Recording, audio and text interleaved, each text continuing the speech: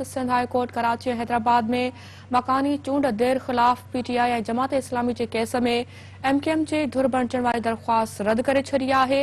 MQM जे वकील तारिक मंसूर अदालत में दलील ॾींदे चयो त अॼु केस हली रहियो आहे, खेनि बि धुर बणायो वञे त जीअं हू दलील पेश करे। Chief justice Sindh high court में रिमार्क्स ॾींदे चयो आहे त जेकॾहिं अव्हां जी दरख़्वास्त दाख़िल कई वई आहे त इहा मामूल में ईंदी, जंहिंखे बाद में ॾिसी वठिबो। इन करे फ़िलहाल तकड़ी ॿुधणी नथी करे सघिजे। अहम ब्रेकिंग न्यूज़ नाज़रीन असां शेयर कंदा हलूं।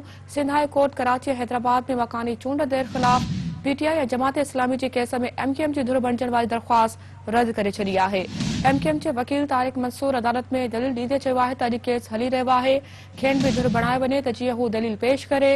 Chief justice Sindh high court remarks ॾींदे चयो आहे त जेकॾहिं अव्हां जी दरख़्वास्त दाख़िल कई वई आहे त उहा मामूल में ईंदी, जंहिंखे बाद में ॾिसी वठिबो। इन करे फ़िलहाल तकड़ी ॿुधणी नथी करे सघिजे। नाज़रीन अहम ख़बर शेयर कयूं पिया। सिंध हाई कोर्ट कराची ऐं हैदराबाद में मकानी चूंड देर ख़िलाफ़ पीटीआई ऐं जमात इस्लामी जे केस में एमकेएम जी धुर बणजण वारी दरख़्वास्त रद्द करे छॾी आहे। एमकेएम जे वकील तारिक मंसूर अदालत में दलील ॾींदे चयो त अॼु केस हली रहियो आहे, खेनि बि धुर बणाए वञे त जीअं हू दलील पेश करे।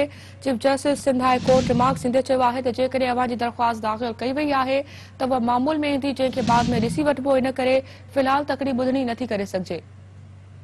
इन हवाले सां तफ़सील लाइ राब्तो कयो आहे कराची में सिंध टीवी न्यूज़ जे रिपोर्टर सिकंदर भुट्टो सां। सिकंदर, अपडेट कजो इन ख़बर जे हवाले सां। फराज जेको आहे त सिंध हाई कोर्ट जे चीफ जस्टिस अहमद अली शेख जी अदालत में एमकेएम पाकिस्तान जे वकील पारां दाख़िल दरख़्वास्त में तकड़ी ॿुधणी वारी दरख़्वास्त कई हुई, जंहिंमें जेको आहे त जमायत इस्लामी पीटीआई वारनि जेकी दरख़्वास्तूं दाख़िल कयूं हुयूं, जंहिंमें कराची ऐं हैदराबाद डिवीज़न में जेके मक़ामी चूंडूं थी रहियूं आहिनि उनमें तकड़ियूं चूंडियूं करायूं वञनि ऐं जेके चूंडूं मुलतवी थियूं आहिनि उन्हनि खे ॿीहर जेको आहे त जल्द चूंडियूं कराए वञनि। इन बाबति दरख़्वास्त दाख़िल हुई, जंहिंमें एमकेएम पारां दरख़्वास्त ॾिनी वई हुई त असांखे ॿिए धुर बणाए वञे। अदालत में एमकेएम पारां इहा दरख़्वास्त दाख़िल कराई वई हुई त जेके तकबंदियूं आहिनि उहे सही नमूने न आहिनि ऐं हिकु पासे जूं यूसियूं ॿिए पासे खणियूं वयूं आहिनि। जेसीं ताईं इहे मामला ठीकु न थींदा त चूंडूं जेके आहिनि त उहे सही न थींदियूं। तंहिं करे असां इलेक्शन खां भॼी न रहिया आहियूं। एमकेएम चयो त असां इलेक्शन चाहियूं था, पर ॻाल्हि इहा आहे त जेके तकबंदियूं आहिनि उहे सही नमूने कयूं वञनि त जीअं असां इलेक्शन में हिसो वठी सघूं। ऐं एमकेएम पारां दरख़्वास्त में इहो बि चयो वियो हो त गुज़िश्ता जेको नाज़िम हुयो उहो बि असांजो हुयो। तंहिं करे असां कराची जा वधीक स्टेक होल्डर आहियूं ऐं असांजी दरख़्वास्त जेकी आहे त उन में धुर बणाए असांखे बि ॿुधो वञे।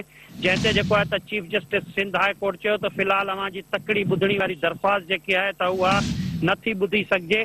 अदालत इहो चयो त अव्हां जेको प्रोसेस आहे उन सां अचो ऐं जेकी अॼु दरख़्वास्त जी ॿुधणी थीणी आहे उन में अव्हां प्रोसेस तहत ईंदो त उनखां पोइ अव्हां खे ॿुधो वेंदो।